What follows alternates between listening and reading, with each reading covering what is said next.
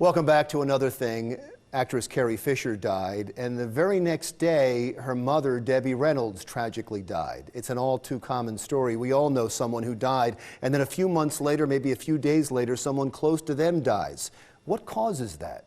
Is it really possible to die from a broken heart? To answer that question, Dr. Sangeeta Garg, a cardiologist affiliated with Centra State Healthcare System, and Dr. Ankur Desai, a psychiatrist also with Centra State. Thank you so much for being here. I think it's important to have a psychiatrist and a cardiologist because there's probably a physiological part of this and a psychological part of this. Let's start with the physiological. Is there such a thing as dying from a broken heart? It is actually a real medical diagnosis. It's called stress-induced cardiomyopathy, or the actual medical term, it's called Takotsubo cardiomyopathy. Most of the time it does recover, like for 95% of the time, people recover within 4 to 8 weeks, but there is 1 to 2% mortality associated with it. Is there usually something else going on, that they already have a weak heart or they have some precondition? Usually not. I mean, really? Yes. It's just a sudden onset of stress. It can be an emotional stress, it can be a physical stress. Well, since you're talking about stress, I want to bring in the psychiatrist. Sure. And so when you deal with this, first I want to, before we get to treatment, there's a trigger that causes stress and that causes a physical reaction. Is there a mental reaction first? It's either a conscious or an unconscious. The person's either sometimes very, very conscious of the stress and they're very cognizant of it, but sometimes they may not even be as acknowledgement or cognizant of that stress. But the important part of this is where it starts, and the reason I want to bring that up is because when we do these stories, I don't want to do it just for the observing factor of it, but so people can use some information on it and how to deal with this in their own lives when they have stress. How do you deal with it? Is it a psychological thing that you deal with first?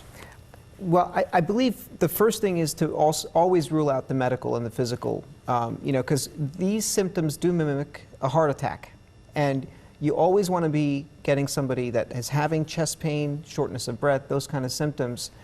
You want them to be cleared or at least evaluated medically. Many times it doesn't happen right away.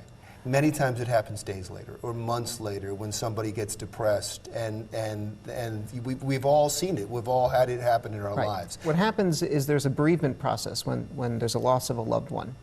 And that can oftentimes mimic signs of depression, the signs and symptoms of depression. So loss of interest in activities that they normally enjoy, changes in their sleep and appetite, changes in their overall thinking and outlook. It becomes more negative. They may even have passive suicidal ideation.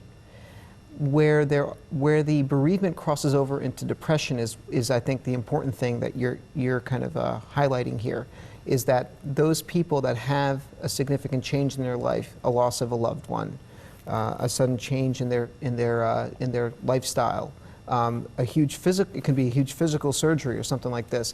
Those big changes are going to cause the stress, and that's when you have to be on the lookout for when that stress crosses over into something more significant like a major depression or an anxiety disorder. What happens is with chronic stress or depression, I mean, again, that it's not good for the heart either. Right. So, I mean, it's called, chronic stress causes a lot of inflammation, which is thought to be as the instigator for heart disease in the long run. Also, I mean, what we are talking about, the broken heart syndrome, that's usually sudden or within a few days. It's not like after months. That's not. But that happens. I mean, but we've all seen that happen. But there are so many other factors contributing to that. I don't think so. It is just the broken heart syndrome. So let's deal with the two different things and the information for people to deal with them if there's a traumatic event. If there's a traumatic event and you think someone could be affected by it, is there something you can be proactive to do?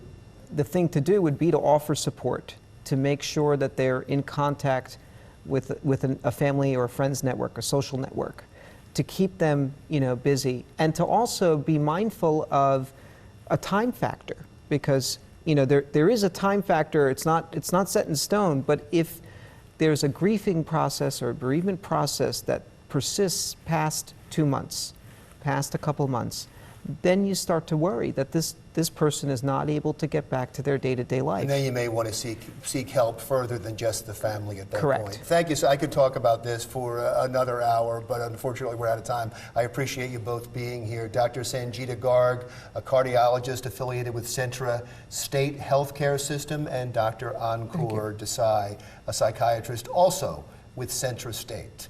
When we come back, what an inspiration. He survived cancer several times, and now as a triathlete, Dawn profiles the remission man next.